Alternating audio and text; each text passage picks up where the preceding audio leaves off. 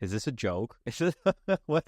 Do I have the right stats? What is up, everybody? It has been a minute since I did one of these videos. The reason being we have been so incredibly busy, whether I don't know if it's something to do with just the decrease in interest rates or the market picking up, but that's why I want to talk about the stats and where we are currently sitting. For those of you that don't know, my name is Justin Little. I'm a local real estate agent here in Hamilton, Ontario, and I make educational videos about the market. Now, I try to do it every week. I don't always hit every week, but I try my best. And you can also catch this podcast on Apple or Spotify or wherever you listen to your podcast, because I'm realizing I'm getting a lot more engagement through those platforms than I actually am through YouTube right now. So I'm actually going to cut back on the level of editing in YouTube and start to gear things more towards a podcast with obviously video, as everybody likes to do. So I want to reveal the stats. I can tell you right now, we're October 7th. I haven't looked at these stats yet. So I'm very interested to see what we're going to see here. So let me flip it over. I want to pop in my screen. If I can do that. One sec. There we go. I was able to make that transition. We should be good now. I'm actually just going to pop something over here quick. Okay, so let's go through these stats. I haven't looked at them. I'm excited. What should we start with? Why don't we just start with the top? Active listings. Let's see how this is doing. Now, to keep in mind, when we're talking these stats, the Hamilton stats, I'm talking about all of Hamilton.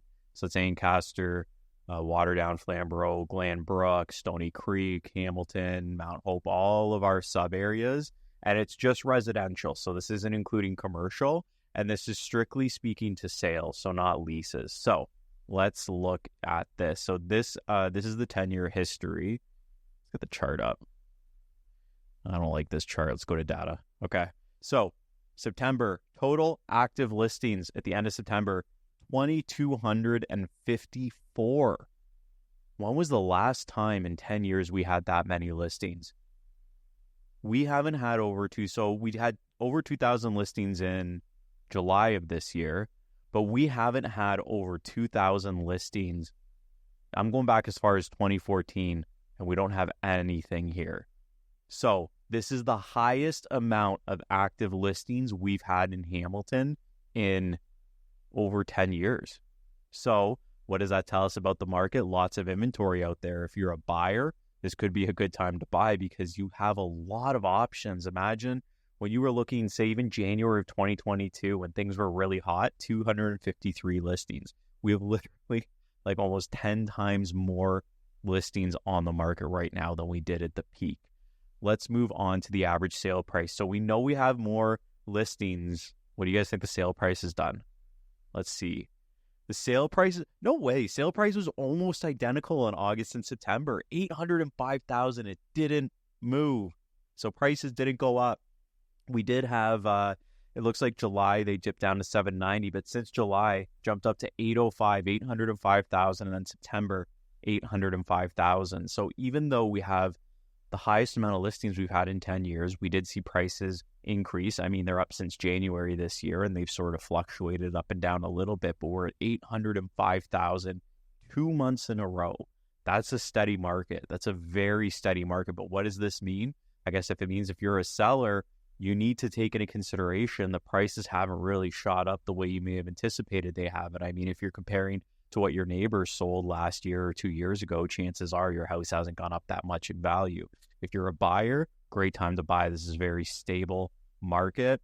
We must have had an increase in sales. I want to look at the listings and sales because I want to see if our sales jumped up from August for the average price to stay flat like that.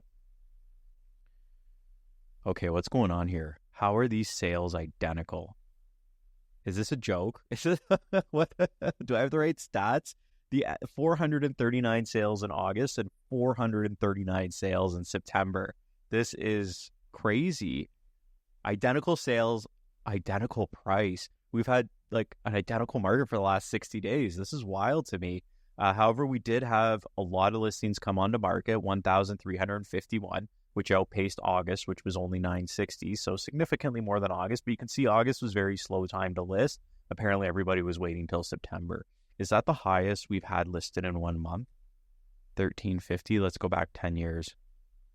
We had 1,300 in September of last year. Oh, that's interesting. So 1,300 in September of last year, 1,350 this year. September seems to be a big month for listings. Wow. 13, I want to see if we broke 1,300 in the last 10 years. Oh, 2018, we had 1,400. Hey, you know what happened in May of 2018? Interest rates went up. So it's pretty funny how that cycle works. When rates go up, we start to see listings come up. And then May of 2017. That's crazy. So, okay, 439 sales. So sales haven't gone up or down. They've been pretty consistent. So what happens? What do you think is going to happen over time if the sales stay consistent and inventory keeps building like we're seeing it build?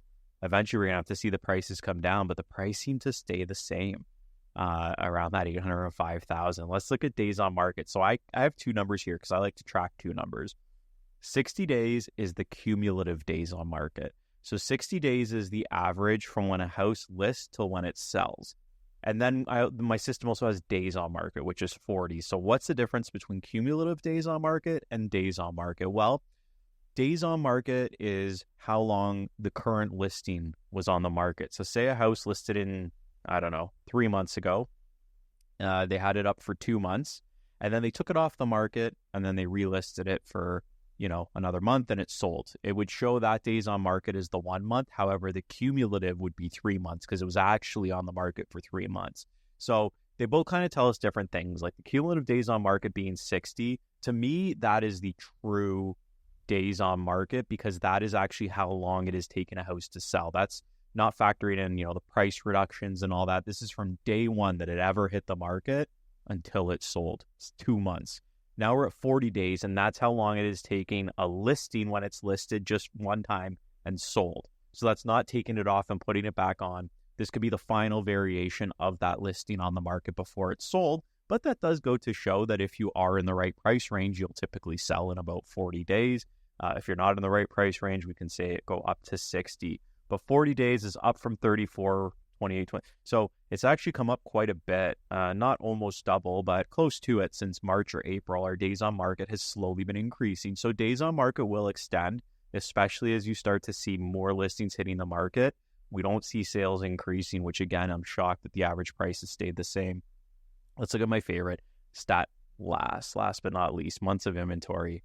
So months of inventory is essentially how long it would take every house to sell that's listed on the market if no other listings came up. Right now we're at 5. Is this the highest we've had? We had 5 last September and October, but that's the highest we've had in the last 10 years. Crazy.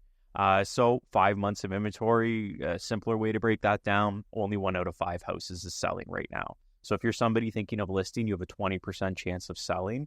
Or if you want to look at it another way, you have to be in the top 20% of houses in terms of value to sell because there's an 80% chance you're not going to sell. So you have to start thinking when you're listing, how do you position yourself to be in that 20%? And that's, how you compare to other houses that are out there, but also compared to what is actually selling. I like to focus on what is actually selling because those are real buyers that have put a down payment, gotten a mortgage, like they've gone through with it. That's realistic. Sometimes, we can compare to other listings that are out there, which is important, but it doesn't matter. You could be the cheapest one out of all the listings. If none of you are selling, then apparently market doesn't want to pay that for any of your houses. So that's something to consider. If you're a buyer, come on, 5 months of inventory, this is buyer's market territory. That's exactly what this is. If there's a time to pull a trigger, I think this is it in the next 3 months. I think in the next 3 months, we're actually going to have a lot of opportunity because as you can see, we have more listings coming on the market.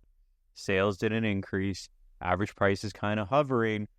I wouldn't be surprised if that average price even goes down a little bit or stays, could stay the same. It's tough because we have rates coming down.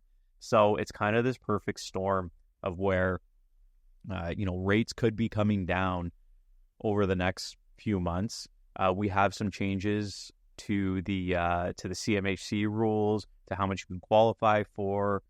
So I think that there's some very interesting things are going to happen. But to see that there hasn't been much change from August to September in terms of price, but we have more inventory, I can't see how the prices are going to stabilize. It'll be interesting to see how October plays out. But like I said, we had a crazy September this month, personally as a team. So definitely we are seeing the activity out there. We're seeing savvy buyers get good deals, and we're seeing people that need to sell are getting good prices, and we still do sell them quick if they're priced right. That's the key right now, is how do you get in that top 20%?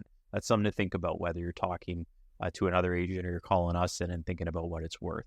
Anyways, I hope that you found this valuable. If there's ever any custom stats that you want, or you want stats for your specific neighborhood, head on over to my Instagram. It's RealJustinLittle, and send me a message. I think there's a phone number in the YouTube too that goes to our business line there. You can text that number as well. Be happy to get you those stats. Or if you want one-on-one time with me, be sure to book a call in the Calendly link below. Anyways, thank you for watching and listening.